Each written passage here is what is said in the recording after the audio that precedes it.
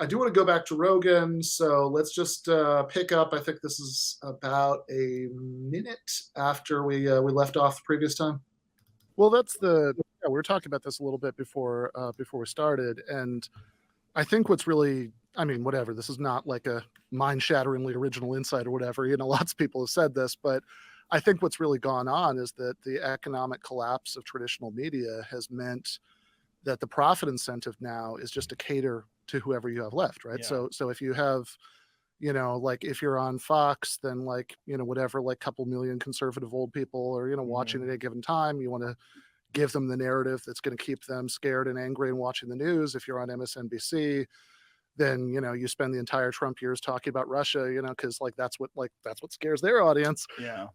And people don't, and one thing that really disturbs me about this, I mean, like the book is about all of the things that people who I basically agree with are getting wrong, right? So in other words, like I'm a socialist, I'm a columnist for Jacobin magazine. Are you a straight up socialist or are you a democratic socialist? Because I know that you've been represented as a democratic socialist. Yeah. Like, so I mean, look, the reason I put democratic in there, right? Which I do, but the reason I put democratic in there is because there are obviously countries that have existed that have called themselves socialists, that have not had things that I care about, like, free speech and, multi-party elections. And so I certainly don't want to associate myself with that. But look, I mean, short term, I care very much about, having, socialized healthcare, about having, like tuition-free higher education so people can go to school without having to be in debt for like decades, which is obscene.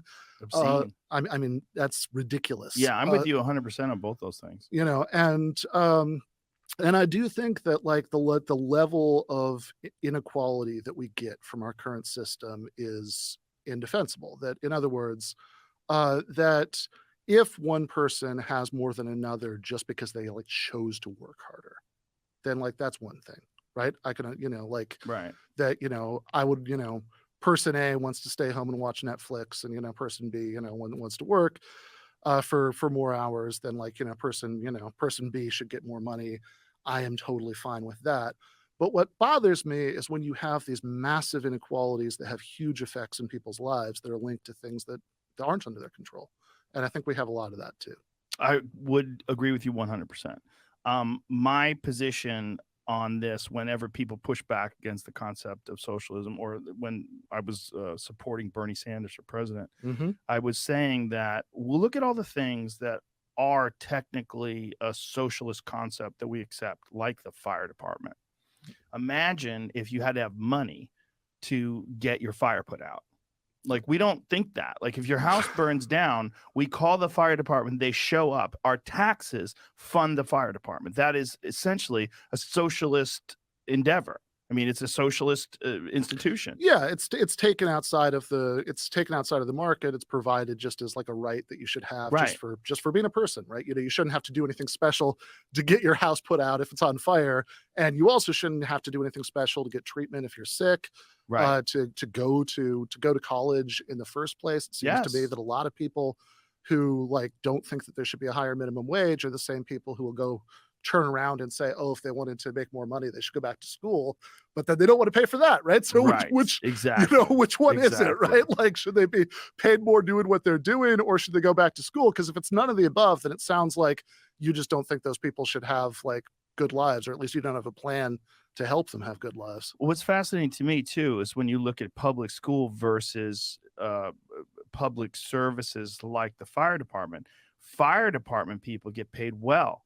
It's a good job. If you're a member of the fire department, I have friends that are in the fire department. It's good benefits. The hours are cool because you get to work like 24-hour shifts. You sleep there, you work there. You like, my friend Ray was a fireman for years, and he would say like you worked like a few days a week.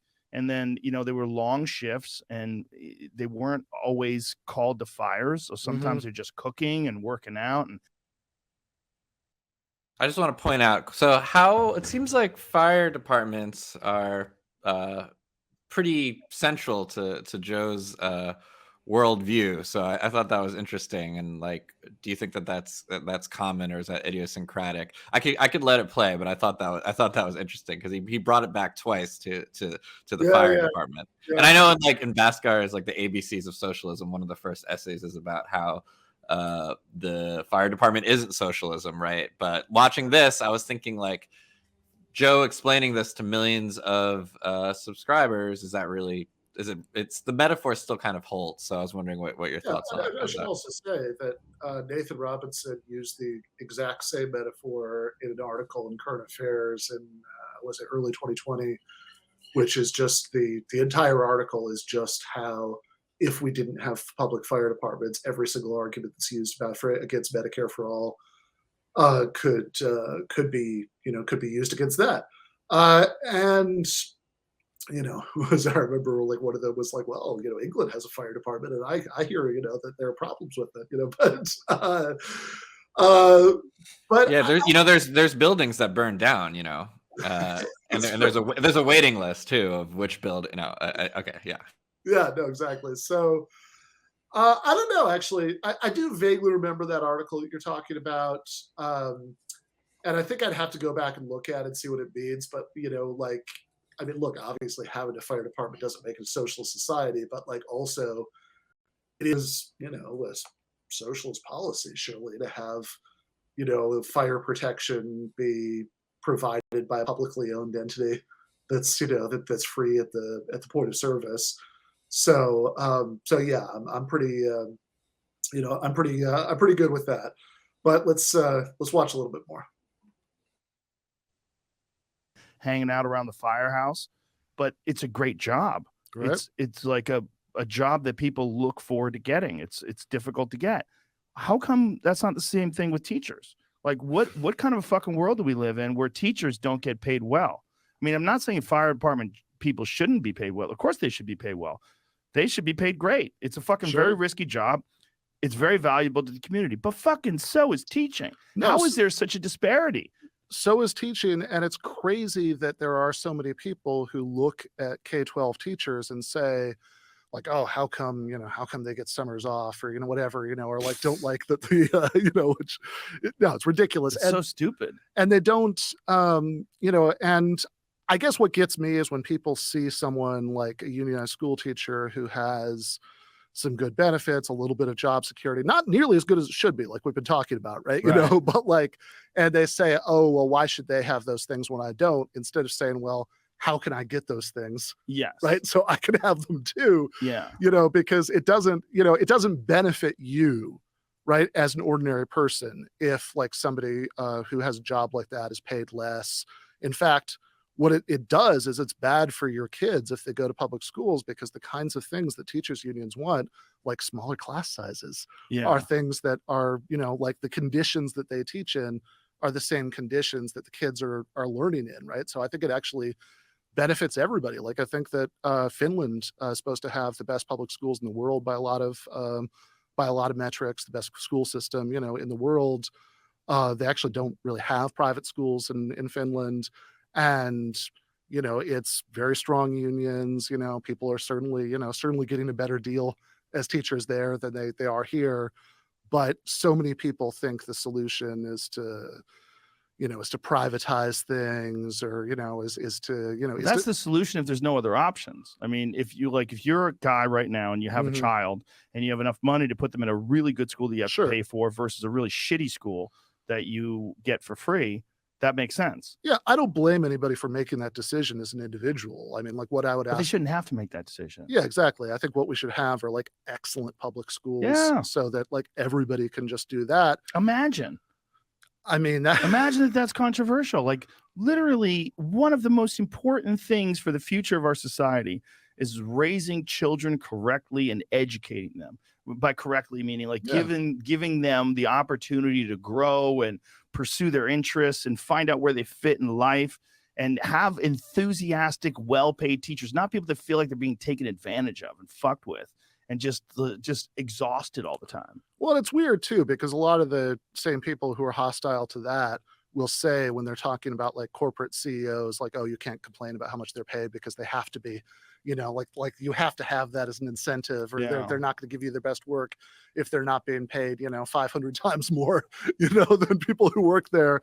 But it's like, wait a second, so why doesn't that logic go for like teachers or other public employees, that like if they're paid more, then you're going to get a better performance out of them? Why is it only CEOs? Well, we have a very distorted set of values when it comes to like what's important. And this is, again, not saying that fire department people are not important. They're fucking hugely important. I respect them very much.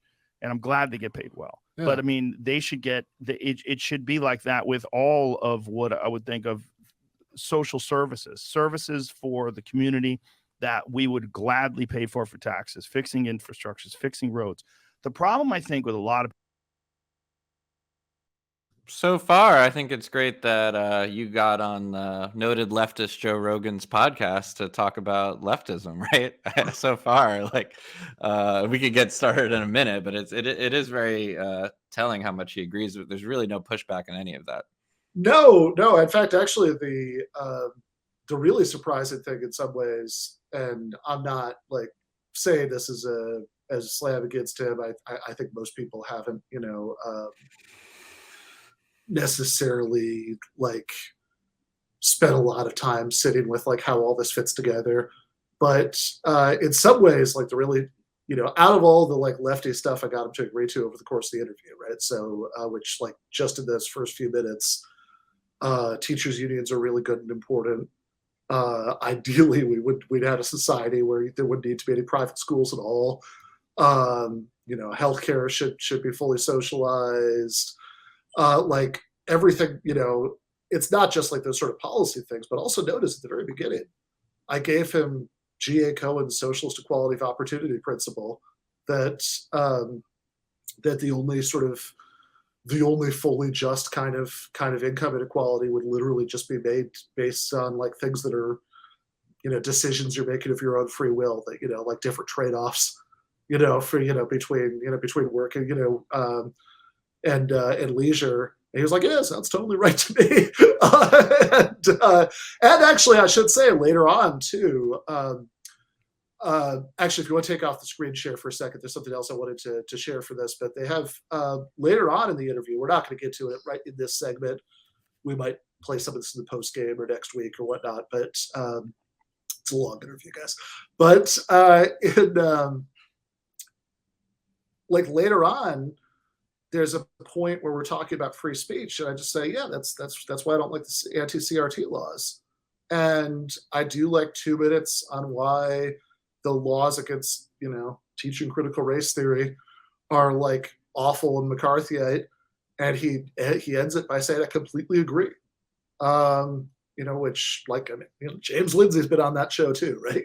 So what happened there? Did you watch? Do we know how did he push back on James Lindsay? I would actually be really curious to watch that interview. I'm not like, I haven't watched it yet because it's 3 hours of James Lindsay, but yeah, I would be very curious to see what he said in that interview, or if this was just like, in other words, whether this was like he was always skeptical of Lindsay's argument, right? Which is possible. He does do that sometimes. Like I've, there's like a clip I think of him giving like pushing back on on Candace Owens, and and there are some much beloved in my world ones of him argue with Dave Rubin, but so it is not outside of the realm of possibility, but it's also just possible that like he never heard anybody give him the case against CRT laws before, right? Like, which is entirely possible given what that guest list looks like.